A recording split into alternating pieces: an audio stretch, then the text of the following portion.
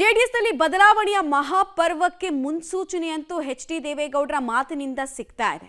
ಹಾಗಾದ್ರೆ ಸಾಲು ಸಾಲು ಹಿನ್ನಡೆಗಳು ಅಂದ್ರೆ ಹಳೆ ಮೈಸೂರು ಭಾಗ ಇರಬಹುದು, ಜೆಡಿಎಸ್ನ ಭದ್ರಕೋಟೆಗಳಿರಬಹುದು, ಇಲ್ಲೆಲ್ಲ ಜೆಡಿಎಸ್ನ ಶಕ್ತಿ ಕುಂದುತ್ತಾ ಇದೆ ಅನ್ನೋ ಮಾತು. ಈ ಬೆನ್ನಲ್ಲೇ ಸಂಘಟನಾತ್ಮಕವಾಗಿ ಅಗ್ರೆಸಿವ್ ಆಗಿ ಹೋಗೋದಕ್ಕೆ ಶೀಘ್ರದಲ್ಲಿ ರಾಜ್ಯಾಧ್ಯಕ್ಷ ಸ್ಥಾನವನ್ನ ಬದಲಾವಣೆ ಮಾಡೋದ್ರ ಮುನ್ಸೂಚನೆ ಸಿಗ್ತಾ ಇದೆ.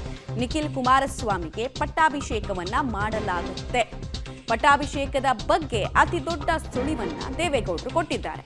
ವಿಧಾನಸಭೆ ಸೋಲಿನ ಬಳಿಕ ನಿಖಿಲ್ ಸಂಘಟನಾತ್ಮಕವಾಗಿ ಬಹಳ ಆಕ್ಟಿವ್ ಇದ್ದಾರೆ.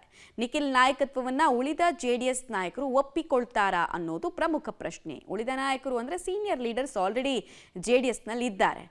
ಶಾಸಕರುಗಳ ಲಿಸ್ಟ್ ಇದೆ. ಮತ್ತೆ ಜೆಡಿಎಸ್ ಯಾವಾಗ ಅಧಿಕಾರಕ್ಕೆ ಬಂತು ಆಗೆಲ್ಲ ಮಾಜಿ ಸಚಿವರಾದವರು, ಪ್ರಮುಖ ಖಾತೆಗಳನ್ನು ನಿಭಾಯಿಸಿದವರು ಅವರೆಲ್ಲ ಇದ್ದಾರೆ. ಸೊ ಯುವ ನಾಯಕತ್ವವನ್ನ ಹಿರಿಯರು ಒಪ್ಪಿಕೊಳ್ತಾರಾ, ಎಲ್ಲರನ್ನೂ ಕೂಡ ಸಮಾನವಾಗಿ ಕಾಣಲಾಗುತ್ತಾ ಅನ್ನೋದು ಮೊದಲ ಪ್ರಶ್ನೆ.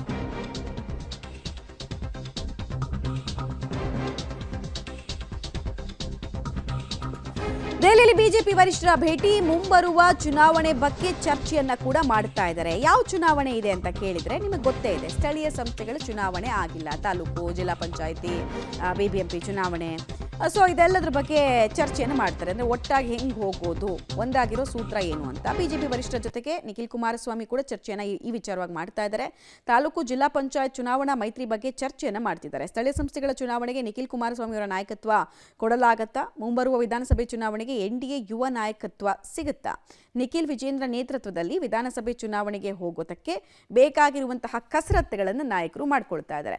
ವಿಧಾನಸಭಾ ಚುನಾವಣೆಯಲ್ಲಿ ಮುಂದೆ ಅಂದ್ರೆ 2028ರಲ್ಲೂ ಕೂಡ ಯುವ ನಾಯಕತ್ವ ಕಮಾಲ್ ಮಾಡುತ್ತಾ ಅನ್ನೋದು ಪ್ರಶ್ನೆ. ಯಾಕಂದ್ರೆ ಇದು ಅನಿವಾರ್ಯ. ಒಂದು ಜೆಡಿಎಸ್ಗೆ ಅಸ್ತಿತ್ವದ ಪ್ರಶ್ನೆ ಇದು.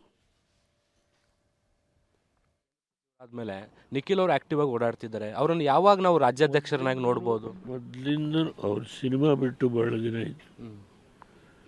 ಕಳೆದ 16 ವರ್ಷದಲ್ಲೂ ಆಕ್ಟಿವ್ ಆಗಿದೆ.